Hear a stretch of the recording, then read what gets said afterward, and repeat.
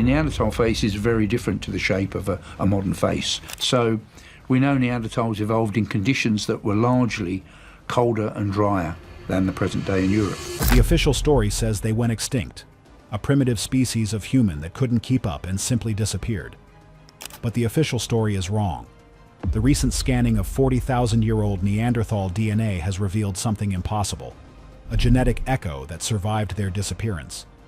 What they found proves the Neanderthals were not a dead end.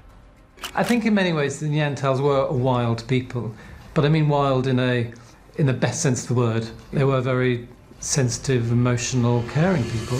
Instead, their story took a bizarre turn, one that connects directly to billions of people alive today.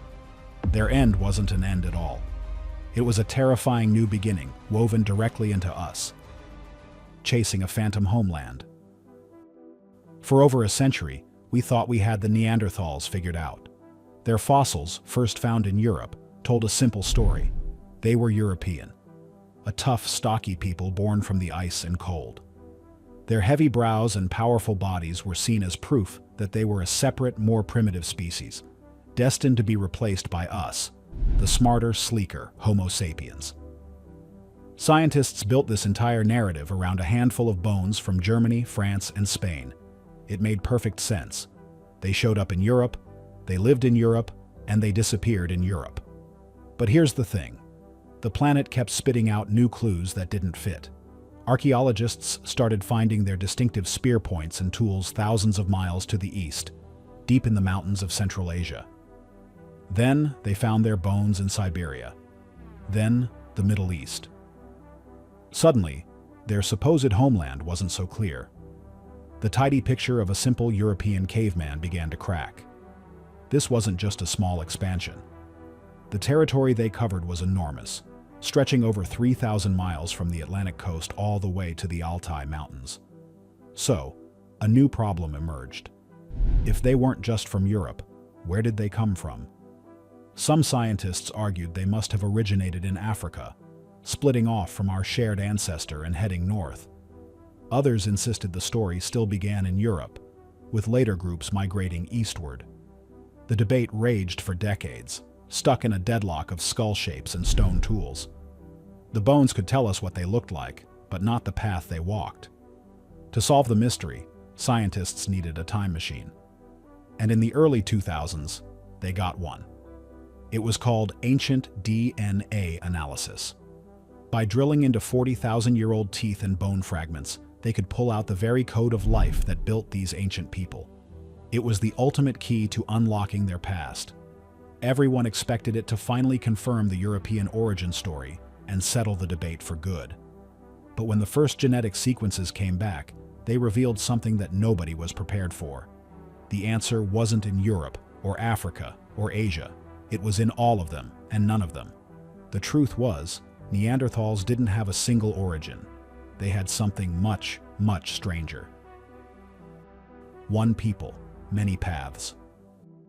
Genetic studies tell us that somewhere between 500,000 and 600,000 years ago, our ancestors and the Neanderthals' ancestors went their separate ways. It wasn't a clean break.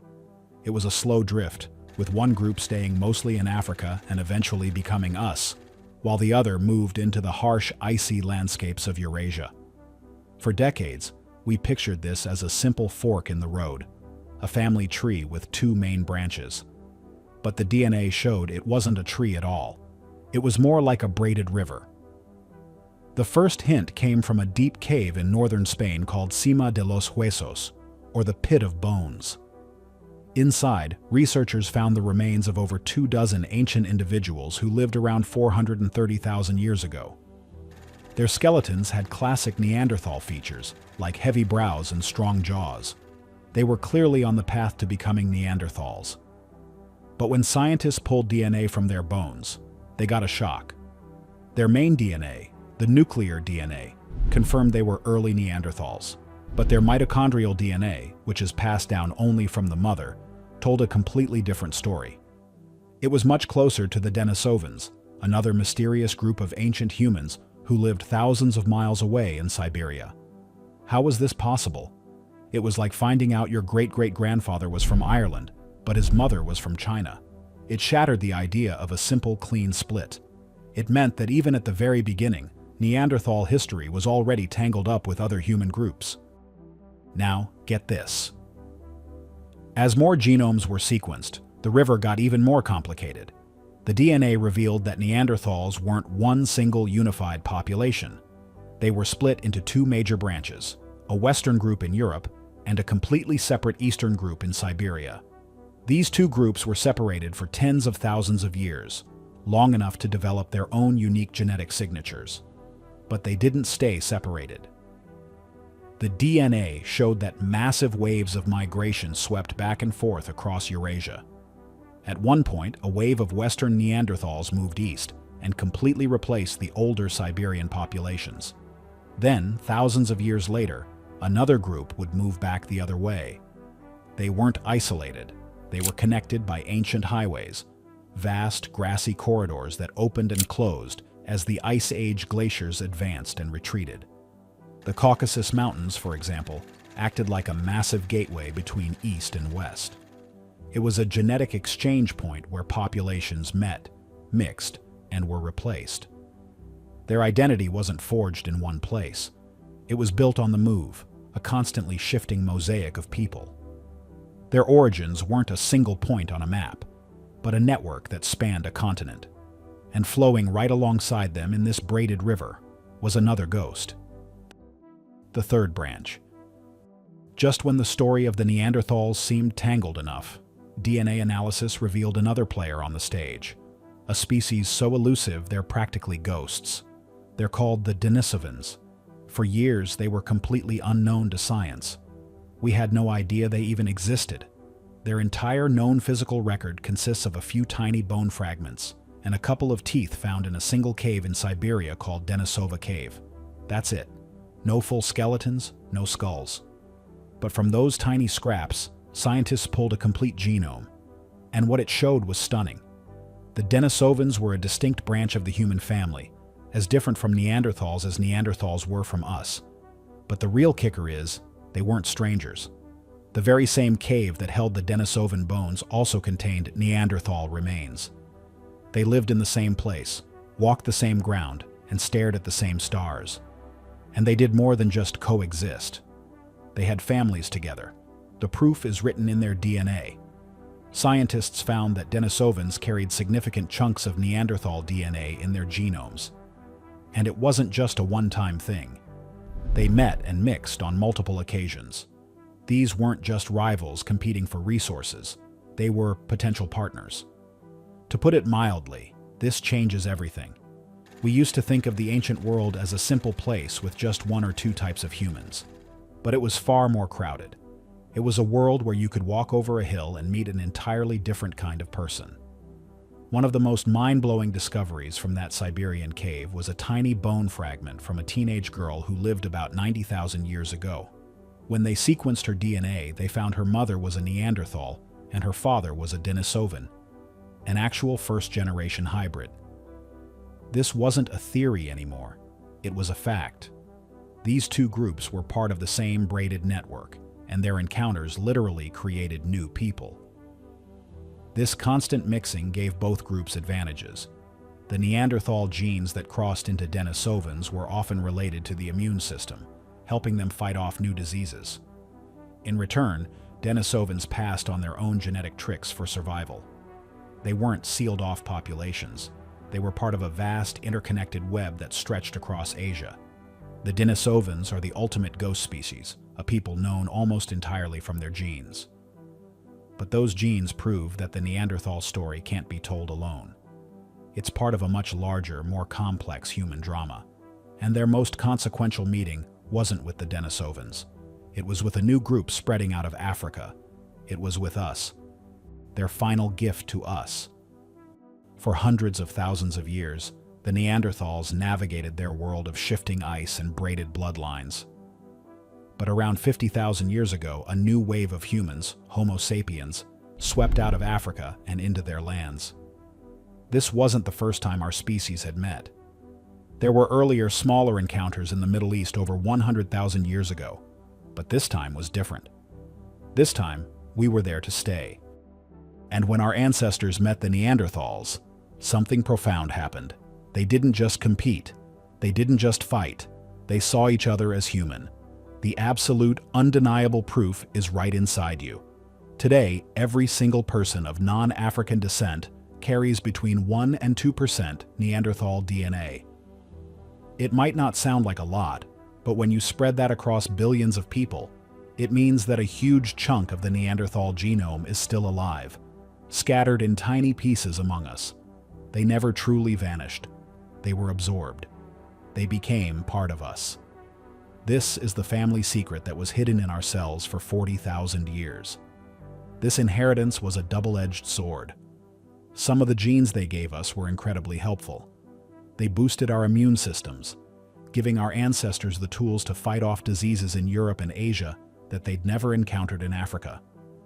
Other genes influenced our skin and hair, possibly helping us adapt to lower levels of sunlight. What many overlook is that these gifts helped us survive on a new continent. But not all of their genes were good for us. Our bodies have spent the last 40,000 years trying to get rid of the more problematic bits. Modern medicine has revealed that certain Neanderthal gene variants are linked to a higher risk for things like type 2 diabetes, depression, and even severe reactions to certain viruses. It was a genetic trade-off. We got the tools to survive the Ice Age, but we also inherited burdens that affect our health today. This exchange wasn't just biological. In some archaeological sites, the lines blur. We find stone tool technologies that seem to be a mix of Neanderthal and modern human styles. It suggests they learned from each other, shared ideas, and copied technologies. They had an ongoing, complex relationship that lasted for thousands of years. But while their DNA was flowing into our gene pool, our growing populations were putting them under immense pressure. Our larger social networks and more flexible technologies gave us a decisive edge. The very meetings that wove them into our family tree also marked the beginning of their end as a separate people. But if they live on in us, then what really happened to them? Was it all over in a flash? So we come to the final haunting question. If Neanderthals were so adaptable, so widespread, and so deeply connected to us, why did they disappear? The AI-powered analysis of their 40,000-year-old DNA provides the most chilling answer yet. It wasn't one single event. It was a slow unraveling, a perfect storm of factors that pushed them to the brink. The most complete Neanderthal genome ever found, from an individual in the Altai Mountains, gives us a terrifying window into their final years. Her DNA showed shocking signs of extreme inbreeding. Her parents were incredibly close relatives, possibly half-siblings or an uncle and a niece. This wasn't just one family's secret. It was a symptom of a much bigger problem. Their populations were small and isolated. Stuck in remote valleys during harsh ice ages, they had no choice but to reproduce within their own tiny groups. Generation after generation, this shrank their genetic diversity, making them more vulnerable to diseases and less able to adapt to a changing world. The rope that held them together was fraying. At the same time, the climate was waging war on them. The Ice Age wasn't a constant deep freeze. It was a violent cycle of sudden warm-ups and catastrophic cold snaps. Every time the glaciers advanced, their hunting grounds shrank, and they were forced into smaller and smaller pockets of land. Then, when the ice retreated, they faced new landscapes and different animals. The very corridors that once connected them now became deadly bottlenecks. And into this fragile world walked Homo sapiens. We arrived in larger groups with wider social networks. Where a Neanderthal group might be a few dozen people, our ancestors formed networks that stretched for hundreds of miles, allowing them to share information, trade resources, and support each other in tough times. It wasn't necessarily a violent takeover. It was a competition we were built to win. We simply outpopulated and out-networked them. So, is it really that simple? Did it all just happen overnight? Or are we still missing a key detail? The DNA tells us they were absorbed, but the fossils show they vanished around 40,000 years ago. This is the core revelation. Their true origin was never a place. It was a vast braided network of movement and connection, and their end wasn't an extinction. It was a transformation. They didn't just die out. They were diluted, their river flowing into our own until it was no longer a separate stream. The story written in their DNA proves the old textbooks wrong. They weren't a failed experiment. They are a part of our own success story. A ghost in our machine who helped shape who we are today. So, are Neanderthals really gone, or are they looking back at you in the mirror? Hit like and subscribe if you want more secrets revealed.